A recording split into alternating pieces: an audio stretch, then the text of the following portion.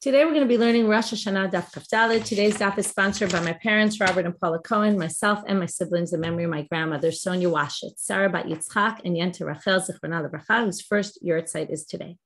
My grandmother was a beautiful woman who rebuilt her life a number of times, first by leaving her family behind in Vienna in 1939 to create a new life for herself in America at age 14. She valued education, hard work, and never complained. We miss you. Today's daf is also sponsored by Mina Felig and Naomi Ferziger in loving memory of Grandpa Asher Anshel Ben Shaul Yechezkel and Rivka Baba Greenfield, Zichrona Lebracha, on the occasion of his 56th yahrzeit. He and Grandma Etta sent their 3 daughters to the pioneering school, Shalamith School for Girls in Borough Park, where they learned Torah, Derech Eretz, and Ivrit. Okay, we're going to get started now with our daf. So we're in the middle of this complicated part to learn, because what the rabbis are talking about and the descriptions they have of the moon don't exactly match the descriptions we know in reality to be true, and mainly probably because they believe that the sun revolved around the earth. This first part, again, I'm going to just already tell you that there's many different ways to understand this. In fact, the first section, we're already going to see there's a machloka Rashi Tosfot, how to resolve this contradiction, and they each say the opposite of each other. I'm sorry, Rashi and the Meiri each say the opposite of each other. I put them on the chart as, so you can see the 2 different approaches. So again, what the reality is, we don't really know what they mean, what the Mishnah meant when it talks about north and south, and we'll talk about this a little further today. We'll try to give a little bit of a simple explanation of how they understood it, but understanding that we don't really understand what they meant. And like I said, there's many, many different arguments among the commentaries about, number 1, how to understand this, and number 2, because the commentaries were aware of the fact that this didn't match the reality of what really is the case. So, Kama haya gavoa ula'ayin haya noteh. Okay, this is the first line of our Gemara, which is a reference back to the Mishnah. The questions that they would question the Edim was, where exactly is the moon? Where did you see it? How high it was? Which direction was it leaning toward? So now they say, right, was it leaning to the north? Was it leaning to the south? So the Gemara brings 2 different braytot that seem to contradict each other. Tanachade, in other words, for some of these questions, there's a right and a wrong answer.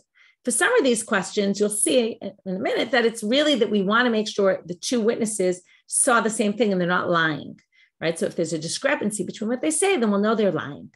But some of it is that there's a right answer and there's a wrong answer. So this brayta brings, what's the right answer? Is it leaning toward the north or is it leaning toward the south? Litzfonan, or is it really, this is the question, it was to the north of the sun or to the south of the sun, or at least that's how we understood it to me. Tanachad litzfonad v'av kainu. If he said the moon was to the north, then we know he's telling the truth.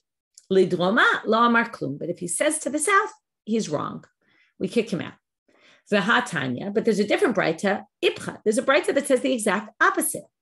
Lidromad v'av kaimim. If he says the moon was to the south, it works. It's true. Litzfona, lo amar klum. But to the north, didn't say anything. So, lo kashya, don't worry about this contradiction. Kam b'yemot hachama, kam b'yemot hagshami. One is talking about in the summer, and one is talking about in the winter. Now, which one is which is a good question, and that's why I charted it out, showing you that according to Rashi, the north is in the winter and the south is in the summer, and according to the Meiri, it's the opposite. Sort of depends on how you understand this, okay? If you look at Rashi, you can see that Rashi takes up almost the entire daf just on this one section. And what they talk about is that there was this, the truth is I'm going to explain it a little more, I'm going to explain it. It's not exactly clear, Rashi or the Be'eri, the way I'm going to explain it, but basically there's this idea, and they both really talk about this, that the sun, when it goes, and there's Gemaras that talk about this, what they believed is that since the sun goes around the earth and there's shorter days and longer days, winter days, summer days, so it goes more toward the north, it goes more toward the south side in the summer months, right? If I have it right now, I'm confused for a minute. Make sure, because again, like Rashi says one thing, the Meiri says another, so I'm a little confused, but let me just check. Right? Okay, in the short days, it's on the south side. Then in obviously Nisan and Tishrei, when it's equal, it goes right down the middle. And on the other times of year, it's on the north side. So then it's a matter of where you're seeing it will be relative to, if it's on the south side, Rashi says, in the winter months, then you would see the moon. Now, the assumption is that the moon is kind of really always in the same place or somewhat. Again, it's very confusing because we know this isn't to be the case, but let's just assume in a very simplistic model. Okay, so the sun goes around the earth, but it goes right. Let's say it goes always from rises in the east, sets in the west, but it doesn't go straight, right? That will only be really smack in the even days, like a 6 o'clock to 6 o'clock day, but otherwise it'll go more toward the north or more toward the south. And then the question is the moon, if the moon is basically in the same place all the time, it'll either be to the north or to the south, depending on what time of year it is. Okay, that's like simplest, easy way of understanding it without getting into too many details. Okay, look, so now we're going to bring the next one, which is Echad Omer Gavoa Shtei Merdaot ve'Echad Omer Shalosh. What they use is, remember we talked about how high was the moon in the sky. This also, by the way, depends on the season of the year.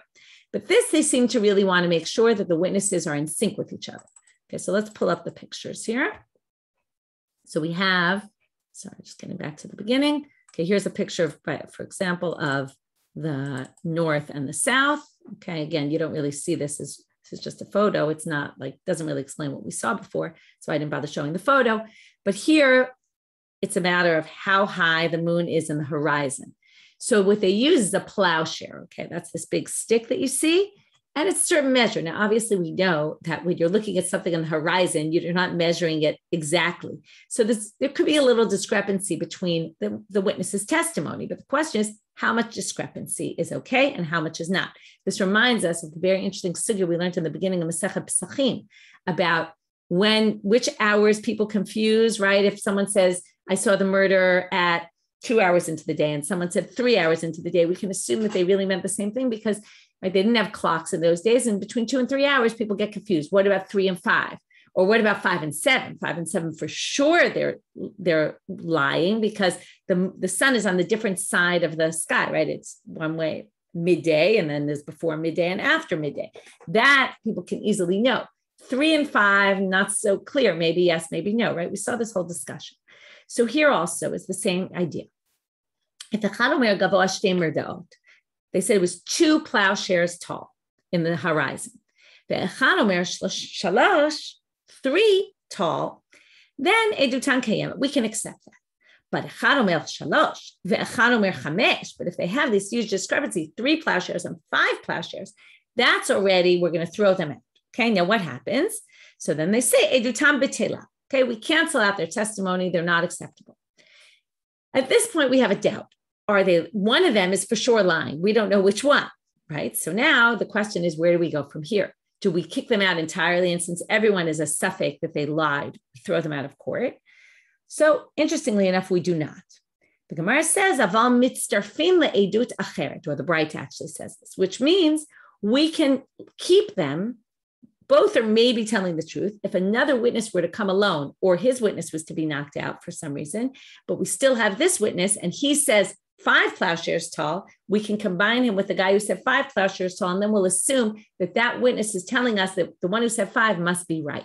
So we don't actually kick them out of court. We leave them there in case one of them gets proven true by another witness. Tanu Rabbanit. Now we're going to have we have a lot of pictures here, so I'm leaving the pictures up. Echad Omer, not Echad Omer, Tanu Rabbanit. The Bright says, Re'inuhu b'mayim. You saw its reflection in the water. Okay, that's not good enough. That's a reflection. You're not seeing it directly. That doesn't work.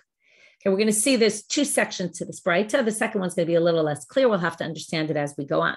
I saw it reflected in the water. Re'inuhu ba'ashashit. Ashashit is usually a glass jar or something. So some people think it means you saw it reflected in a glass jar or you saw it through the glass jar. Some people say, no, it doesn't mean a jar here. It means a window. That's the ritva, and that's what they bring in the picture here. You saw it through a glass window. Okay, so you're not seeing it clearly. Interesting that through a glass window would be a problem. You would think, right? Especially if your window's clean, you can pretty much clearly see it, but that's not good enough. Re'inuhu ba'avim. If you saw it through the clouds, right? It's hidden by the clouds and you don't know exactly what you're seeing. That's picture number 26 here. So if you see it like that, lo amar klum, okay? Or here, the Gemara says, the Braita says, ein mi'idin alav. We do not accept his testimony. Chetzio b'mayim.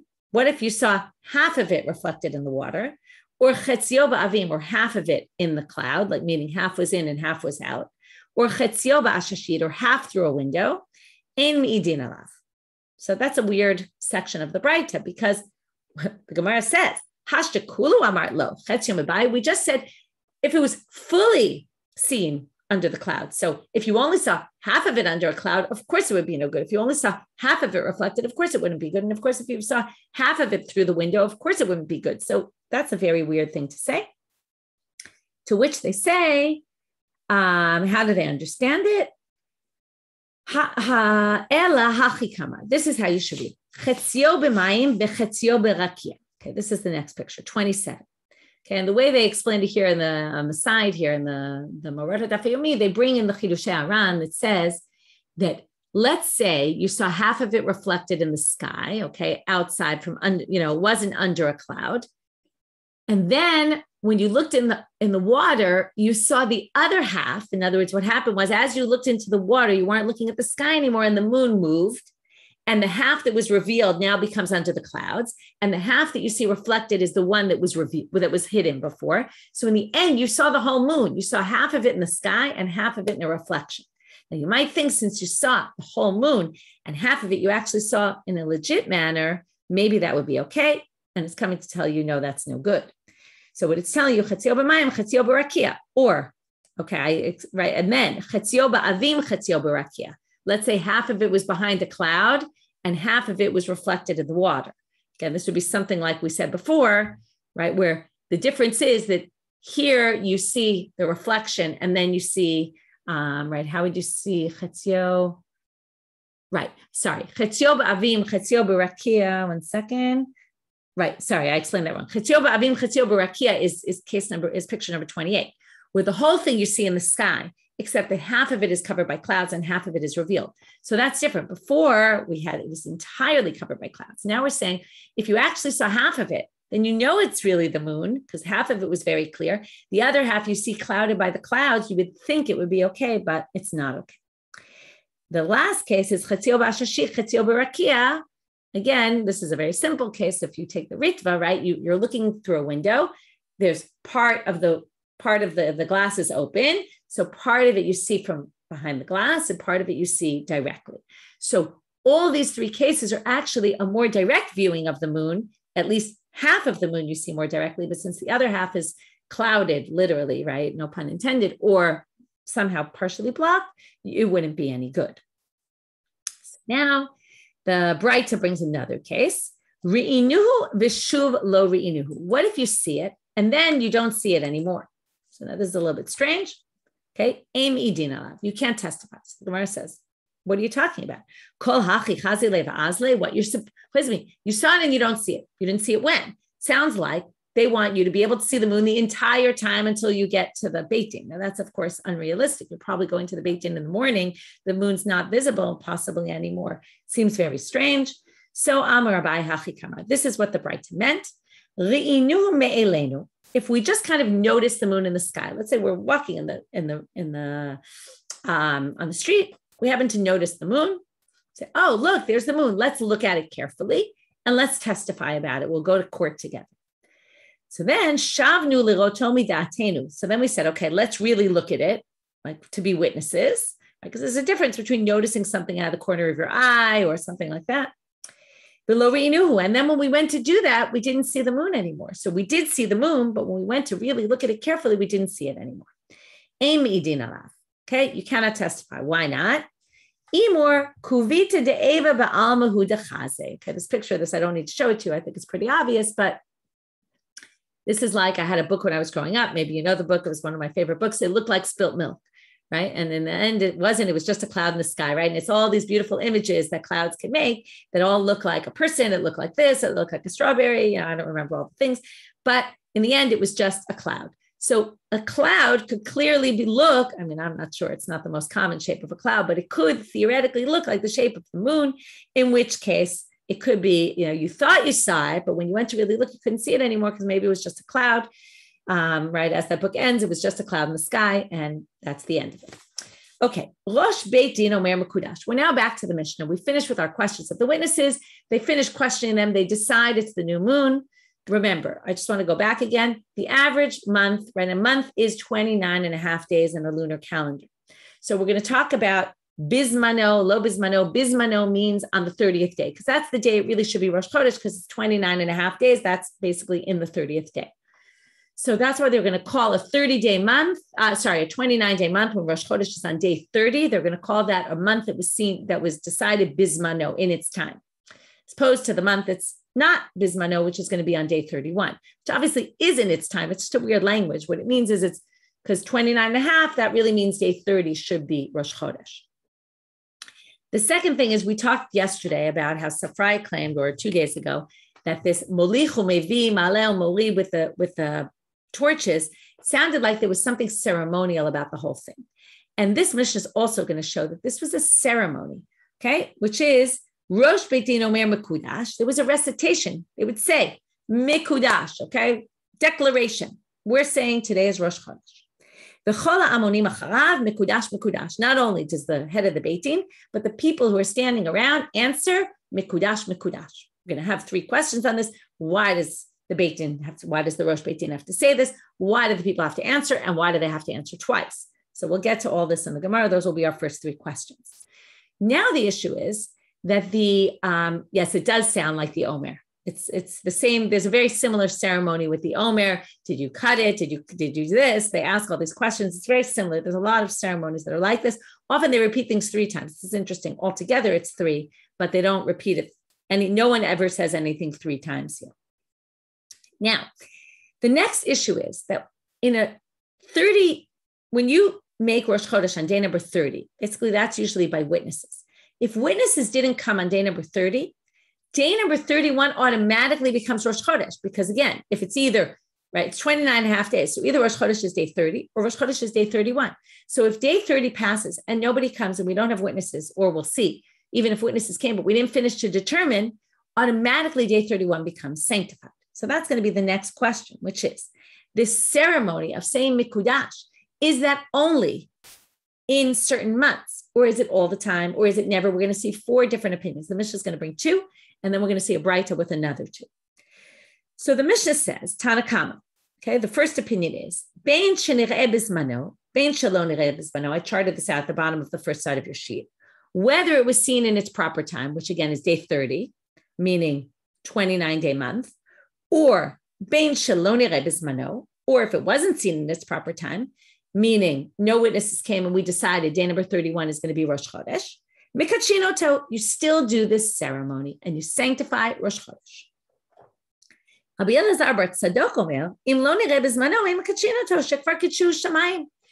whole idea of Mikudash is to say we're determining Rosh Chodesh, but you're not determining Rosh Chodesh if it was already predetermined. Basically, not exactly predetermined, but it's not like you have witnesses come and say, this is Rosh Chodesh. It's just that no witnesses came, so this became Rosh Chodesh. So that's different. So he says you don't sanctify it in that case. You don't go through this ceremony. Before we get to the other 2 opinions, we're now going to go back to the 3 questions I said earlier the Gemara is going to ask. Rosh Beit Din, right? He says Mikudash. So Gemara says, Minan Emile, where do we get this from? Amar Rabbi Chiur bar Gamada, Amar Rabbi Yossi ben Shaul, Amar Rabbi. This is passed down the name of Rabbi Yehuda Nasi. Hamalcha. The pasuk says, "Vayidaber Moshe et Moadei Hashem." Remember, the whole thing of Rosh Chodesh is that determines when the Chagim are going to be. That's why on holidays we say the bracha Mekadesh Yisrael v'Hazmanim. It's supposed to Mekadesh Shabbat. God sanctifies Shabbat. That's every 7 days, no matter what we do. But the Zmanim we sanctify. That's why it says Mekadesh Yisrael. So it all comes from this pasuk. Vayidaber Moshe et Moadei Hashem. Moshe spoke about the holidays. Now, the simple reading is Moshe told the people about the holidays. But the way they understand this is Moshe spoke the times of the holidays, meaning there was a ceremony where Moshe said, this is Rosh Chodesh, this will determine when your holidays will be. Mikan sherosh Beit Din omer Mekudash. Moshe was like the Rosh Beit Din. From there we get that he says the words Mekudash. V'chol ha'am onim acharav Mekudash, Mekudash. So now why did the people answer? Minalan. Amar Rav Papa, Amar Cha, the pasuk says, right, Elam Moadei Hashem asher tikru'u otam mikrai kodesh. This is at the end of that section. Asher tikru'u otam, how does he read it? Asher tikru'u karebe atem.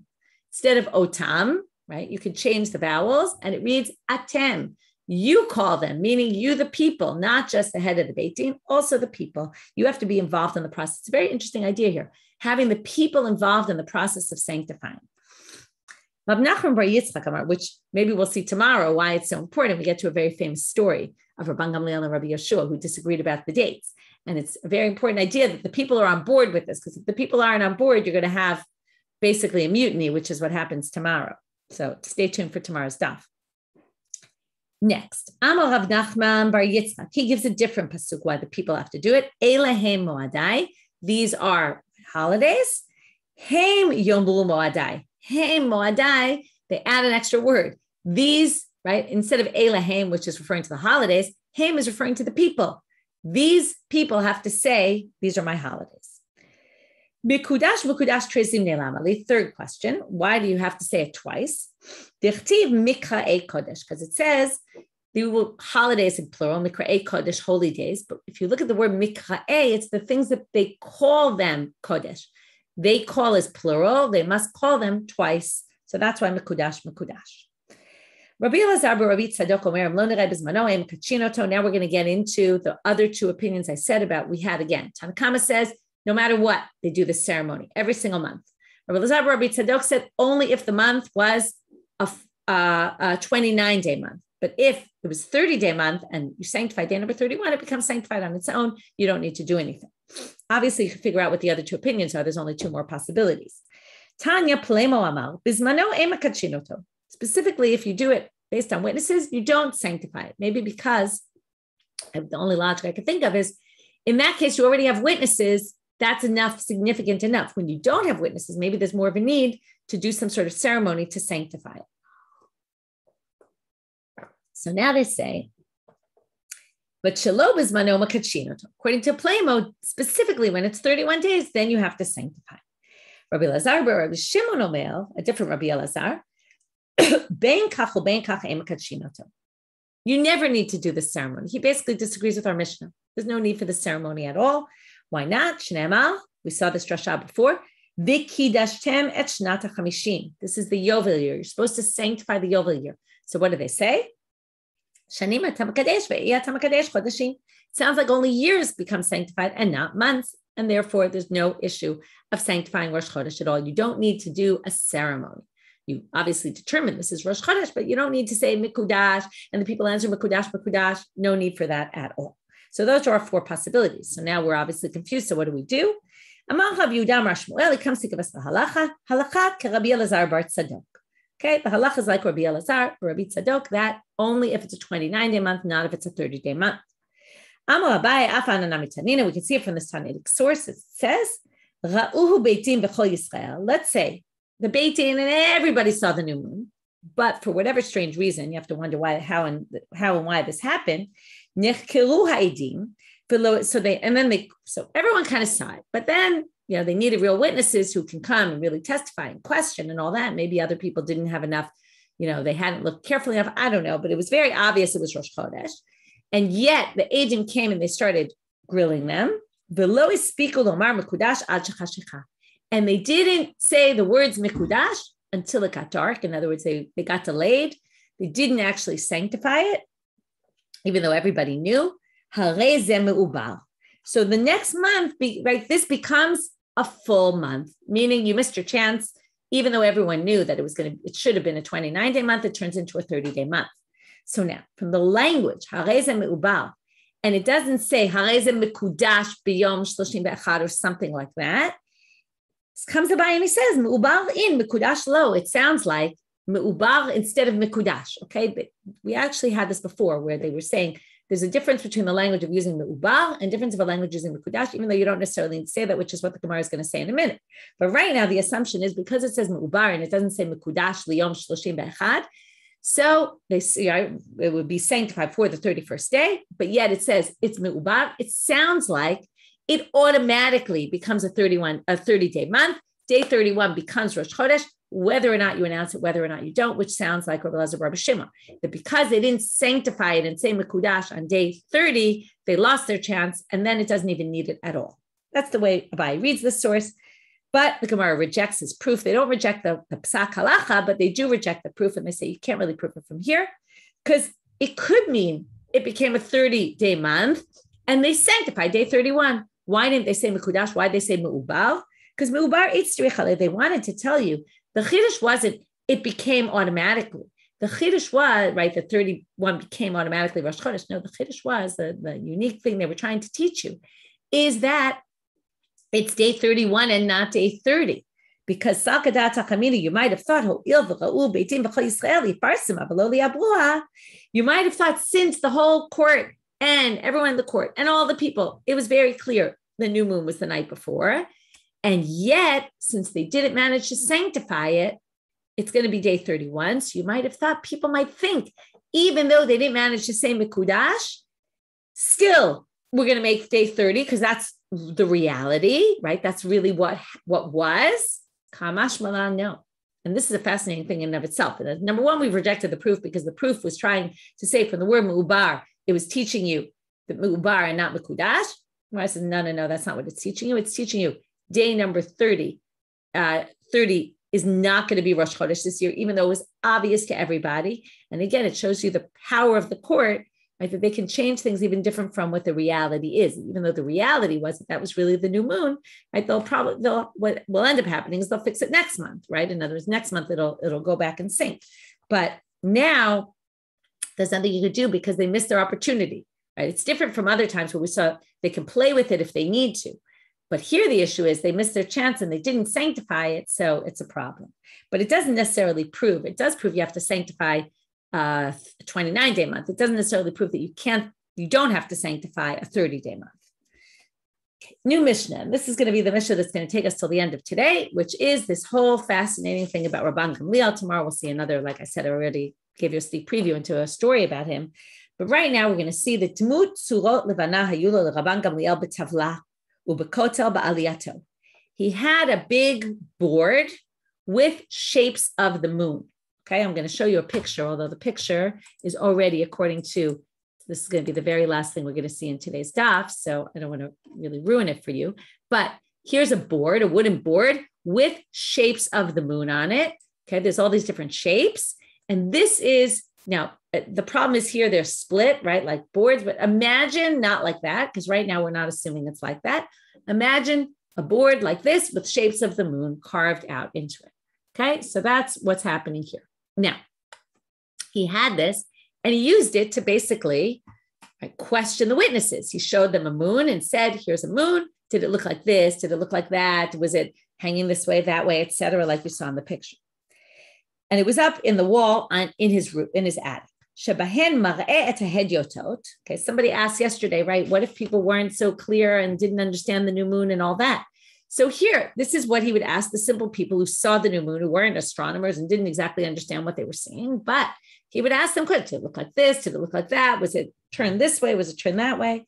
Okay. And so it would be very easy. He would say, was it this? Was it that? Was it this? Was it that? Did it look like? Very easy.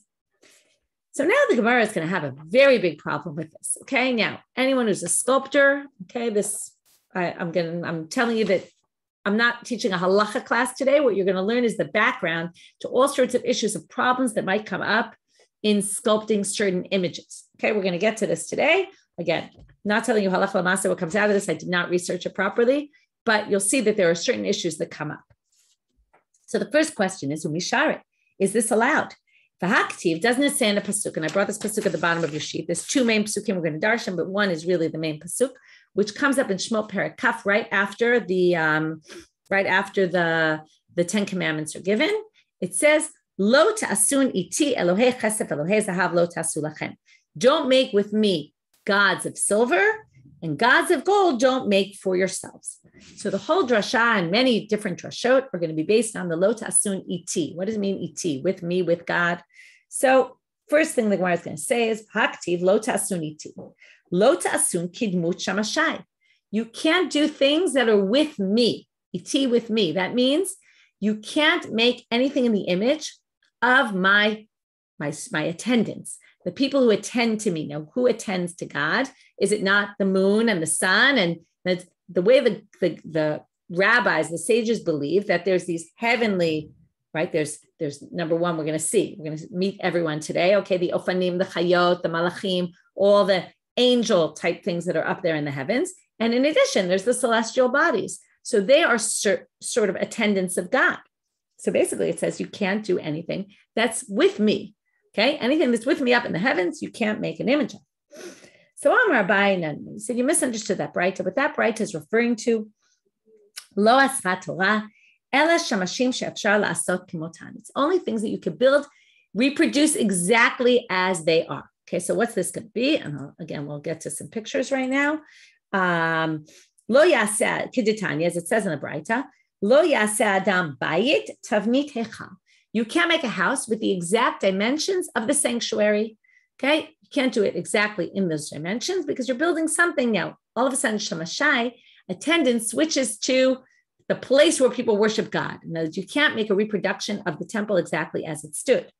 Okay, or achsadra tavnit ulam. You can't make a portico with this in the exact dimensions, 40 high, 20 amot wide of the ulam, which was the entranceway into the sanctuary. I'm just going through the pictures. If you're looking, all these pictures here. Next, Chatzir keneged azara. They don't show a picture of that, but you can have a chatzir, a courtyard exactly the size of the azara in the temple. Shulchan keneged shulchan. You can't make a table, the dimensions of the table that was in the temple. Menorah keneged menorah. You can't make a menorah, the shape of the menorah that was in the temple. Right? The obvious question is, in the Machana Mikdash, how do they do this? Okay, maybe you will get an answer at the end of today's daf.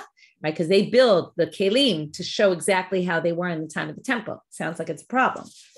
Aval, oseh shel chamisha v'shel shisha v'shel shmona. You can make a menorah with 5, 6, or 8 candles, right? Or however you call them. V'shel shiv'a lo yaseh, but it can't have 7. Okay, you have to have exactly right. It can be different, but it can't be 7. Even if now the menorah was made of gold. So they're saying you can't even use any other metals. You can't make a menorah with 7. I don't know why I'm losing my English. Maybe someone help me in the chat. But branches or lamps. Okay, thank you. So you can't make it with 7 branches on it, even other metals. Rabbi Yossi Bar Yehuda, here we're going to get a little bit of a history lesson. Or a potential history lesson, because we'll see there's a debate about what the reality was. Even you can't make it of wood. Forget about metal. Now, remember, the menorah has to be made of gold. So why wood? When the Greeks came in, they took all the klei mikdash and they had to rebuild them, and they didn't have a lot of money. So in the beginning, they made them of wood. So because they made them of wood, the Chashmonaim, when they came back to the temple and rededicated the temple, they made them of wood. So therefore, since at some point they existed of wood, we can't make them of wood either. Amrulo, they said to him, Misham Raya, you want to prove it from them? You got your facts wrong. This is why I said you can't necessarily learn history because there's a debate. Shipudim shel barzelayu, they were iron, v'chipum bebats, and then they covered them with that what bats is. Someone can help me out on that. Tin, thank you. I forgot what that was. Okay, they covered them with tin. He'eshiru, when they got wealthier, asam shel kesef, they made them of silver. Chazru v'heshiru, then they got wealthier, asam shel zahav. Eventually, they turned them, right, they made them into gold. So you can't prove from there because they were never made of wood, according to Rabbi Yossi Bar Yehuda. Okay, so the main point here is that you can't make that whole issue of not making them like the attendants. That's an issue specifically for things that we know their size, right? Imagine you might say nowadays, people maybe, I don't know enough about what astronauts figure out when they get up there, but maybe we could try to create something like the moon nowadays, but you can't really make something like the moon. It's certainly not the size. And, you can't possibly build something exact dimensions of the moon. That's not included here in the prohibition. That would be a good place to stop. However, what the Gemara is going to continue to do throughout the rest of the stuff is bring more and more Tannaitic sources, which seem to include other things as well. And they're going to keep questioning and questioning based on other Tannaitic sources. Now, again, it's very likely there were different Tannaitic opinions, and maybe Rabban Gamliel held by this one.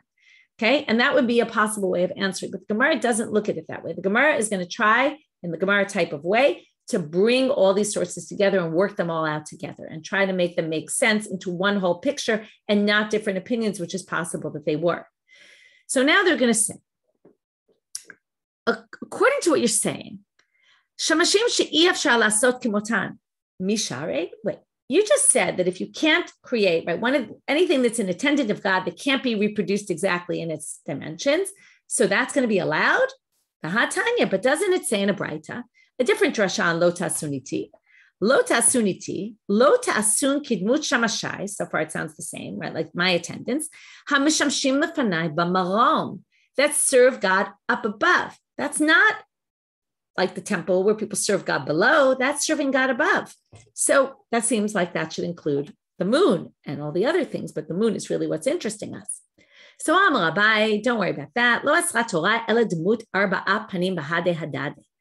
What's forbidden? To make the four that were in the image that Yechezkel saw when he went up to the heavens. He saw these four fanim or chayot or whatever they were, these four images, these four different images.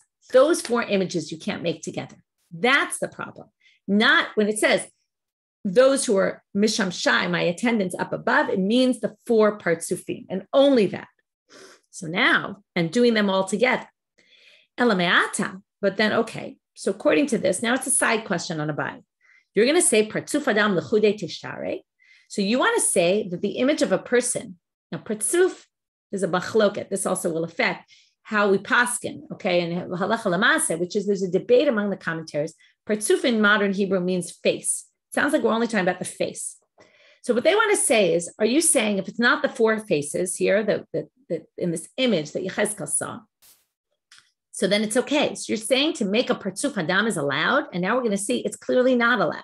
Now again, what's not allowed? Then it depends whether you say partsuf is a whole entire body. Some people say it's a whole body. Some people say it's just a face. Okay, again, I'm not saying that you cannot sculpt a body or a face. I don't know halacha l'masa. I'm just telling you what it says in the Gemara here. So, it says here, you want to say that a partsuf of a person, which is only one and not all four partsufim that were seen above, would be permitted. Alamatanya, then why does it say? Kol partsufot mutarim chutz mi partsuf adam. All images, all again, faces, bodies of a person, we don't know. Any kind of image of a person or a sculpture of a person are permitted. Any kind of partsuf image of a body of something is permitted, chutz mi partsuf adam, but not the image of a person. Okay, we'll see why in a minute. So now they say, so according to what you're saying, it's only demut arba partsufim is forbidden. What about a partsuf adam? That should be allowed, but it says clearly it's not allowed. So Amar Rav Huna b'rei de Rav Idi mi pirkei de Abai Shmieli, from the shiurim of Abai I learned. Notice Abai appears a lot in our daf. Lo ta'asun iti, lo ta'asun oti. It's very interesting because this is saying, right, we try to say we can't imagine what the image of God is, but we're going to say if God is going to be like the image of anything, it's going to be a person. And therefore, sculpting a person is forbidden because it's as if you're sculpting the image of God. Okay, and that's how they understand lo tasuniti. And therefore, we now have, it's in addition to the four partsufim, that's one issue, but we have an additional issue, which is just a partsuf adam, which again is not clear, whole body or just face would be a problem, is not allowed to sculpt because of this lo tasuniti, which again means oti, like making a sculpture like God. So now we want to say, the assumption is we're still okay with Rabban Gamliel because we haven't gotten to moon or anything else. We're only saying shamashai are either like the hechal and things in the temple that we can reproduce exactly, or this arba partsufim, or the partsuf of a person. But other things are allowed. So now they say, are they really allowed? But wait, there's more sources that seem to indicate no. Ushar shamashim mishare, you can see this, right? We keep going on the same thing. Va'atanya, it says, lo ta'asuniti, another drasha on this pasuk. Lo ta'asun kidmut shamashaya mashamshim lefanai b'marom. That sounds just like the last source, which we said was the four partsufim. But they say, wait, the end of that source says, kigon ofanim usrafim v'chayot hakodesh u'malachei hasharet. It's not just the four partsufim. It's anyone who's in that heavenly abode that consults with God up above, however we understand that. The malachim, the angels, the ofanim, the srafim. So, Amar Baye. And then if those, then we should include the moon and the sun and all, the stars. And then we have a problem with what Rabban Gamliel did. So Amar Abaye, lo asra Torah, ela shamashin shebemador ha'elyon. Okay, now imagine heaven. There's the upper area, which is where God holds his conference, in his Beit Din Shamala, we call it, right? Where he's got all his srafim, ofanim, malachim. That's one area up in the heavens. There's a different area where the celestial bodies are. Those are allowed. That's not the Mador Elyon, the upper area where God abodes. So Gemara still continues. They're not satisfied. You really think the ones below are permitted? But wait, and you would have expected them to have said this from the beginning. Here goes another pasuk. Okay, this pasuk is not the same pasuk that we saw before. This pasuk is, Becky, hold off with your question. This pasuk is from Shmo at the beginning, Shmo Perek Kaf, the same chapter 20, but from the beginning of the chapter in the Aseret HaDibro. And it says, shouldn't have other gods. It says, Lo ta'aseh lecha pesel v'chol tmuna, don't make a sculpture or any image, asher b'shamayim mimal, which is up above in the heavens, v'asher ba'aretz mitachan, and down below in the ground, v'asher b'mayim mitachal aretz, and not anything underneath the water. Can't use those to worship God, to worship at all. Okay, whether it's worshiping God or worshiping other idols, really it's worshiping other idols. So now they say, right, because it's lotas, right, don't have Elohim acherim, etc. It's in that commandment. So the Gemara says, Vatanya asher b'shamayim. What does asher b'shamayim include? L'rabot malachei asharet. Okay, so they say, I'm sorry, I skipped over the most important one. Asher b'shamayim l'rabot chama u'levana, to include the sun and the moon. There you have it explicitly. You can't make anything in the image of the sun and the moon. Kochavim u'mazalot, or stars, or the zodiac symbols. Mima'al, or the constellations, I should say. Mima'al, what's asher b'shamayim mima'al, up above? L'rabot malachei asharet, that includes the angels. So asher b'shamayim are the stars and the constellations and all that. Malachei asharet is the mima'al. So there it seems very clear. So here comes your answer, Becky. Kitanya hayi le'ovdam. That verse was talking when you're talking about idol worship. There's two different psukim, right? You have to wonder why, after we just got commanded, don't worship idols, why does the Torah have to tell us? That was pasuk 4. In verse 20 of the same chapter, after the 10 commandments, it says, don't make with me Elohei Zahav and Elohei Kesef, which sounds like idols to worship. But they're saying, no. That pasuk was not referring to worship. Okay, that's why we didn't bring this pasuk, this bright in the beginning. This Braita is referring to worship of idols. If you're doing idol worship, then you can't make, right, stars, moon, anything like that. So then they say, wait a minute. If it's talking about idols, ila avdam, that you want to worship it, even a little worm will be forbidden. So why would you bother telling us you can't make an image of the moon? Of course you can't make an image of the moon. You can't even make an image of anything to worship. So the Gemara says, inachinami, you're right. Look at the whole pasuk. Titania is the Braita darshans the rest of that pasuk. Asher ba'aretz, l'rabot harim u'gvaot, yamim u'na'arot. In the land includes mountains and hills and bodies of water. Afikim v'geot, right, valleys and areas like that. Mitachat, l'rabot shel katan. And asher ba'aretz, mitachat, under, right? What is under? Even a teeny little worm. So the pasuk is just telling you all different types. Things that are celestial bodies, things that are down in the ground, things that are nothing, things that are significant. It includes them all. So now they say, okay, so we assume you can't obviously make them to worship. But now they say, and then the pasuk that said you can't make them at all, that was really all about the other things, right? Whether not the moon. That's okay as long as you're, obviously, Rabban Gamliel wasn't making it for worship. But now the Gemara asks, V'asiyag redata mishari, is it really allowed to make it on your own for just any reason? V'atanya lo ta'asuniti, and now they should have brought this in the beginning. Another drush on that pasuk, which is all just talking about not to make them, not having anything to do with worship, right? You notice the difference. Lo ta'asun, don't make. Lo ta'asun kidmut shamashayim shamshim lefanai kigon chama u'levana kochavim u'mazalot. There you have it explicitly. The sun, the moon, you can't make them at all. So now we're really stuck. Okay, we're going to have 3 answers to this question. This would have been simpler if we had just started here and ended here. We would have, but we learned a lot of interesting things on the way. So, Shani Rabban Gamliel de Achirim Asulam. He must have had Gentiles make them for him, and then he didn't make them, and it was okay, right? We learned that there's a bunch of things you can do, have Gentiles do them for you, even though they're forbidden for you. That must be what he did. So they say, wait a minute, that doesn't jive. V'ha Rav Yehuda de Achirim Asulam. He had this ring that had an image on it that was problematic, and he had other people make it for him, and it was still not permitted. How do we know? Amar le Shmuel, Rav Yehuda. Shmuel was his rabbi. He said shinana, which is this term of endearment he uses a lot for Rav Yehuda.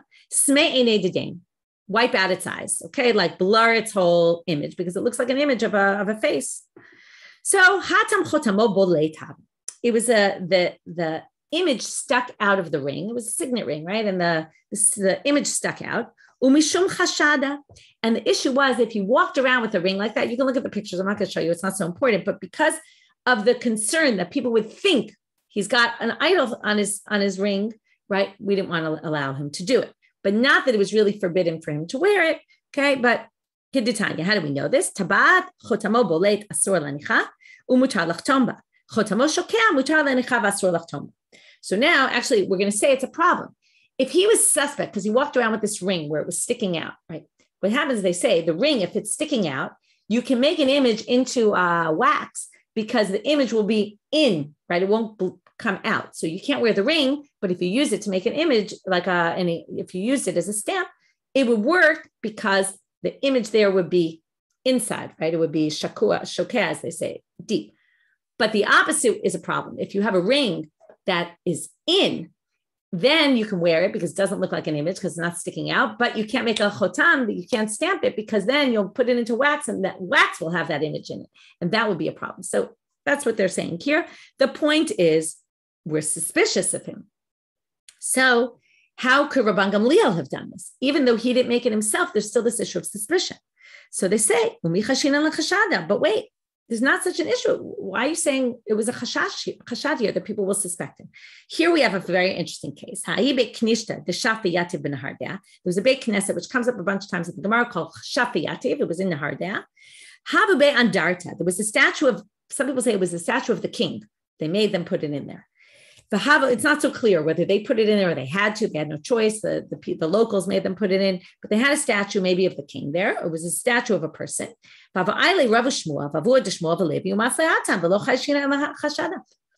daven there, even though there was this image there and no one was concerned it was a Avodah Zarah. So why is Shmuel concerned with Rav Yehuda and we're not concerned here?